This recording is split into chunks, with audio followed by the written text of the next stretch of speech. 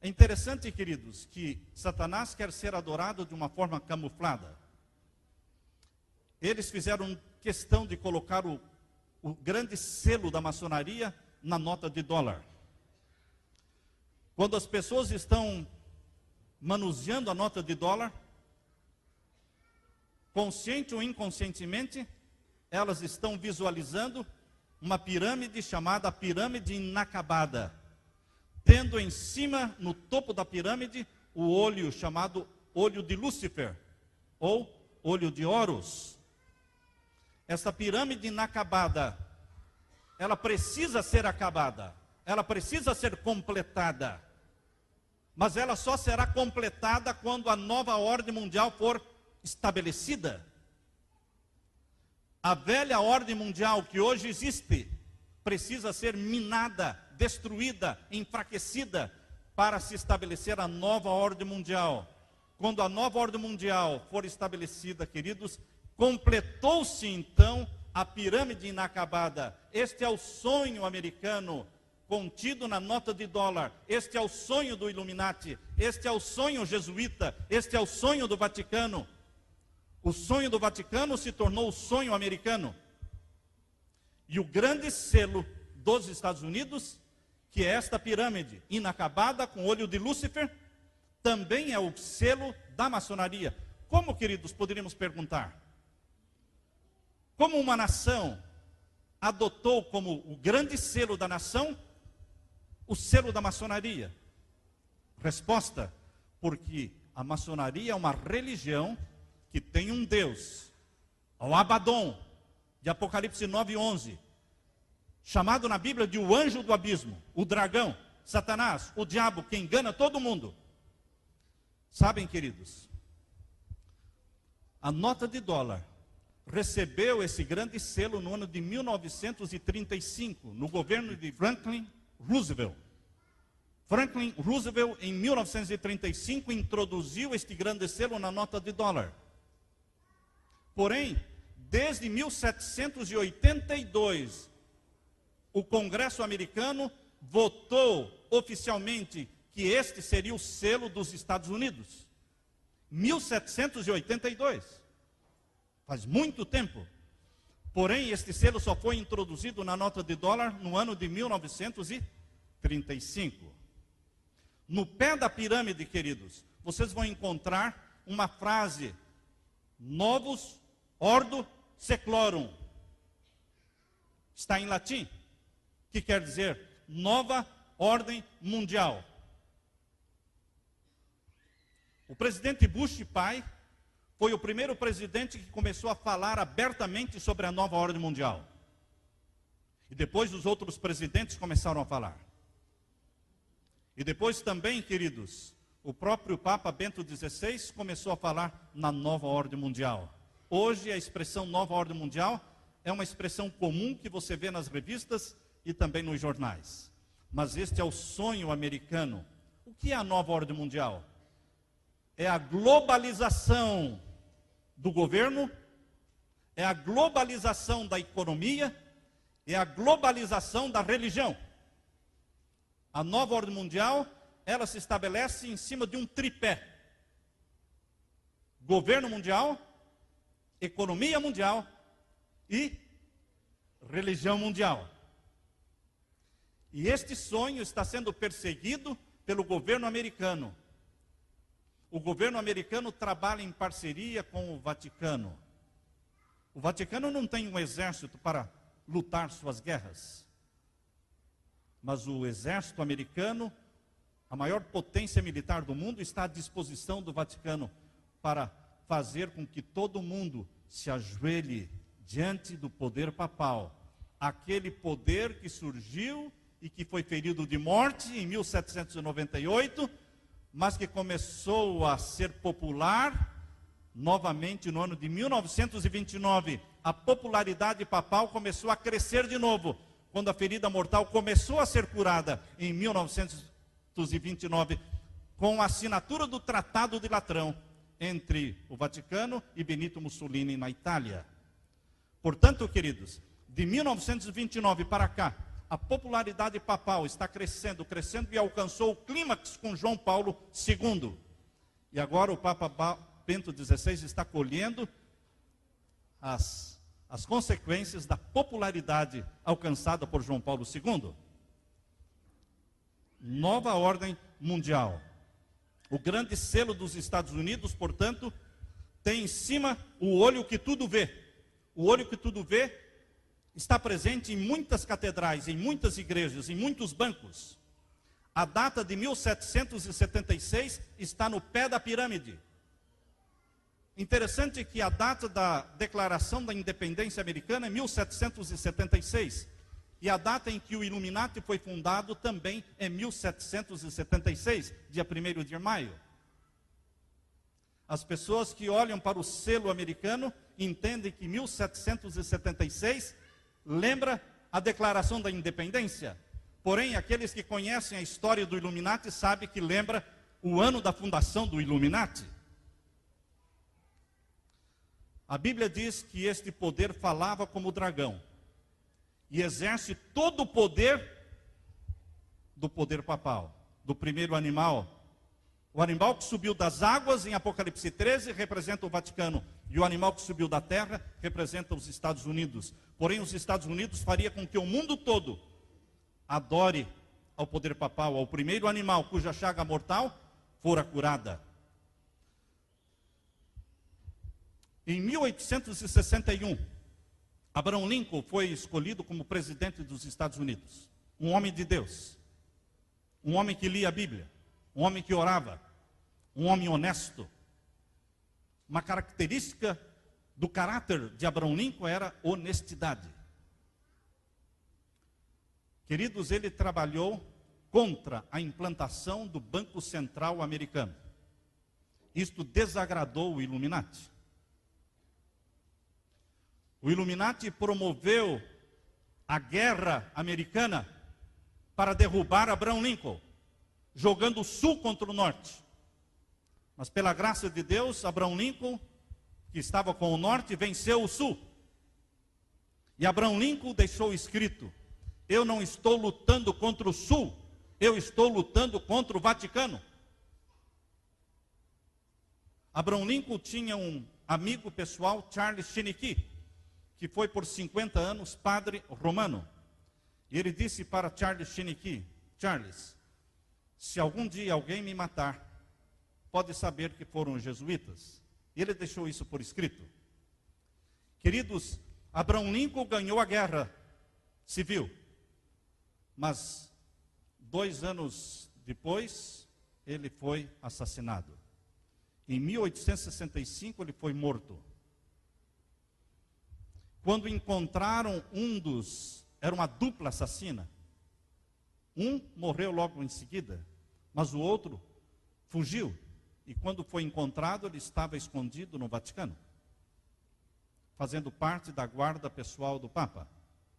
Então ele foi deportado de volta para os Estados Unidos para ser julgado. Foi julgado, mas não foi condenado. Queridos, desde que Abraham Lincoln foi assassinado, e o governo americano entendeu que existia por trás uma trama do Vaticano, os Estados Unidos romperam as relações diplomáticas com o Vaticano, em 1867. De 1867 para frente, passou a existir um abismo entre o Vaticano e os Estados Unidos. E esse abismo permaneceu por muitos anos, até 1984. O que aconteceu em 1984? Ronald Reagan, ele enviou, com apoio do Congresso, o embaixador americano William Wilson para o Vaticano, representando os Estados Unidos. Em 1852, o Papa Pio IX enviou um bloco de granito como presente do Vaticano para ser colocado naquele monumento de Washington, naquele obelisco. A nação americana estava tão revoltada contra o Vaticano que recusou o bloco de granito. Então eles colocaram esse bloco de granito dentro de um armazém, deixaram guardado lá.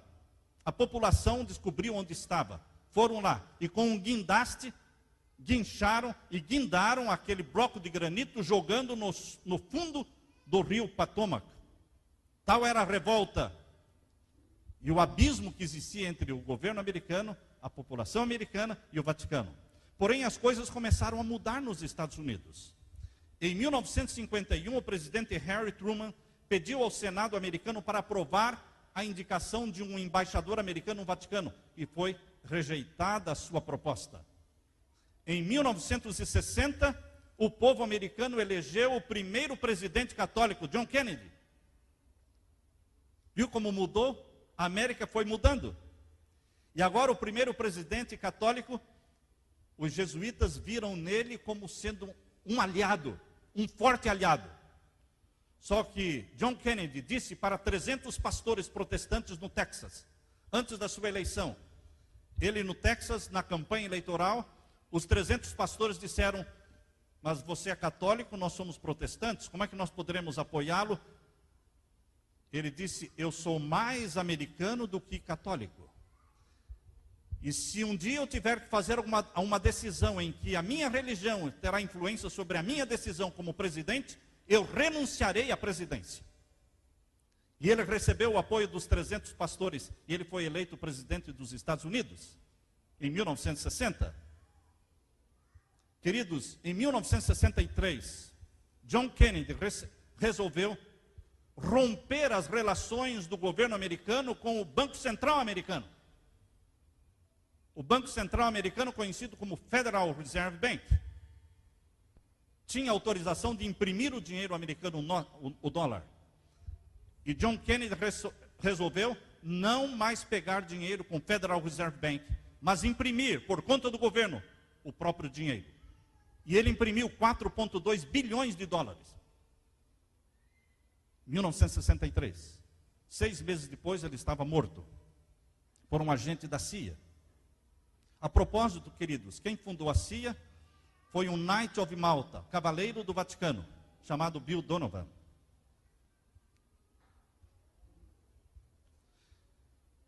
Em 1980, o Papa João Paulo II visitou os Estados Unidos. Ronald Reagan saiu da Casa Branca e foi ao aeroporto em Miami para receber o Papa. Nunca o presidente americano sai da Casa Branca para ir ao aeroporto receber qualquer presidente, qualquer líder mundial. Mas no caso de João Paulo II, Ronald Reagan saiu da Casa Branca e foi receber o Papa no aeroporto. Isso aconteceu também com George Bush, que foi receber o Papa Bento XVI em 2008, no mês de abril, foi receber o Papa Bento XVI no aeroporto. Fica fácil do mundo ver quem é a maior autoridade do mundo reconhecida pelo governo americano. Isso está claro. A quem o governo americano presta homenagem? Não existe mais um abismo entre esses dois poderes, o poder que subiu do mar e o poder que subiu da terra. Essas duas nações, separadas antigamente, estão unidas como nunca. Quando Ronald Reagan recebeu o apoio do Congresso americano para enviar o embaixador William Wilson como embaixador para o Vaticano, a votação foram 81 votos contra 13. Como mudou a cabeça do Congresso americano? Vocês sabem, queridos, que a Suprema Corte dos Estados Unidos tem 9 jurados. Há 30 anos atrás, dos 9 juízes, um era católico. Hoje, dos 9 juízes, 6 são católicos. Uma grande mudança ocorreu na América. Isso que vocês estão vendo, presidente americano assistindo a um funeral papal. Isso nunca aconteceu antes. Vocês veem que na morte de João Paulo II, foram para o funeral, a cerimônia funeral, o presidente George Bush pai, George Bush filho e Bill Clinton. Jimmy Carter queria ir, mas não deram uma vaga para ele no avião. Senão seriam 4 presidentes americanos. E não somente eles foram ao funeral, mas como também eles se ajoelharam diante do corpo de João Paulo II, reconhecendo-o como líder mundial. O próprio grande pastor, famoso mundialmente, Billy Graham, disse que o Papa é a voz moral do mundo. Os Estados Unidos e a religião protestante e o protestantismo americano está intimamente ligado e comprometido com o Vaticano. Isso nunca aconteceu antes.